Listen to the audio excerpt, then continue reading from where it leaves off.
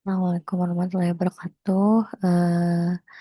Hari ini akan presentasi atau sharing perihal buku yang sudah dibaca yaitu skill set. Nah, di sini sudah dibuatkan mind mapnya dengan judul buku yaitu Cara Berbicara Kepada Setiap Orang.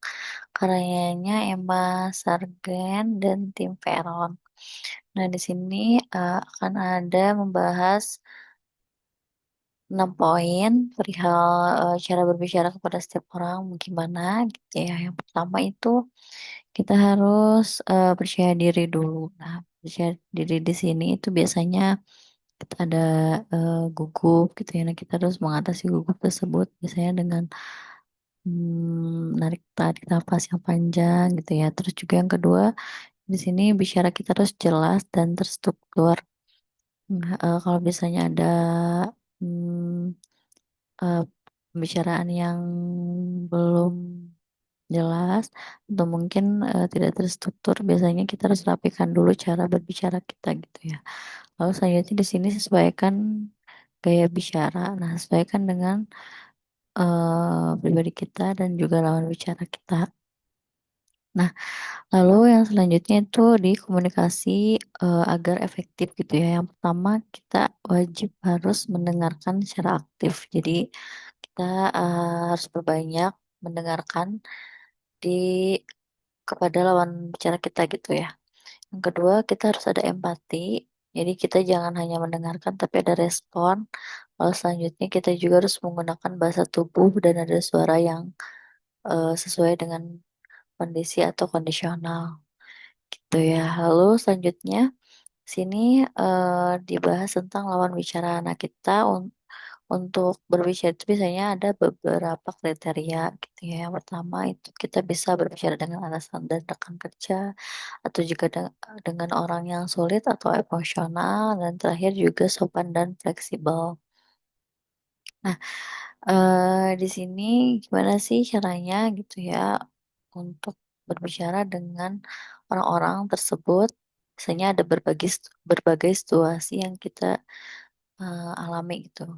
Nah, di sini ada tipsnya. Yang pertama, kita harus perkenalan dulu gitu ya. Kalau misalnya berbicara dengan yang baru kenal atau belum kenal. Nah, yang selanjutnya itu obrolannya santai gitu, jangan dibawa kaku gitu ya, jangan dibawa berat juga, gitu, tapi santai aja. Nah, selanjutnya di dunia kerja biasanya kita ada rapat atau wawancara gitu ya. Nah, ini juga sama harus jelas dan terstruktur biasanya.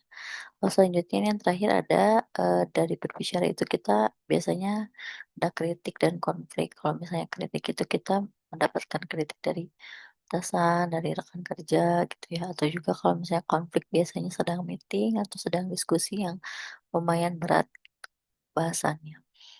Nah, biasanya ada kesalahan-kesalahan yang kita lakukan sehingga berbicara ini tidak nyaman gitu ya atau ngobrolnya tidak nyaman. Yang pertama itu memotong bicara. Jadi jangan sekali-kali kita memotong pembicaraan lawan bicara kita kecuali kita menggunakan dengan kata maaf gitu ya. Kalau emang urgent kita harus memotong itu bisa menggunakan kata maaf terlebih dahulu.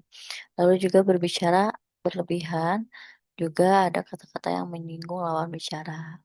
Nah, kenapa sih berbicara ini harus diatur atau harus terstruktur dan jelas? Ini manfaatnya kita bisa menjaga hubungan lebih baik lagi dengan lawan bicara kita gitu ya. Lalu juga selanjutnya percaya diri kita itu biasanya jadi meningkat kalau misalnya kita sudah belajar atau juga sudah terstruktur. Lalu ini yang terakhir komunikasi juga lancar. Begitu, sekian dari saya. Terima kasih. Wassalamualaikum warahmatullahi wabarakatuh.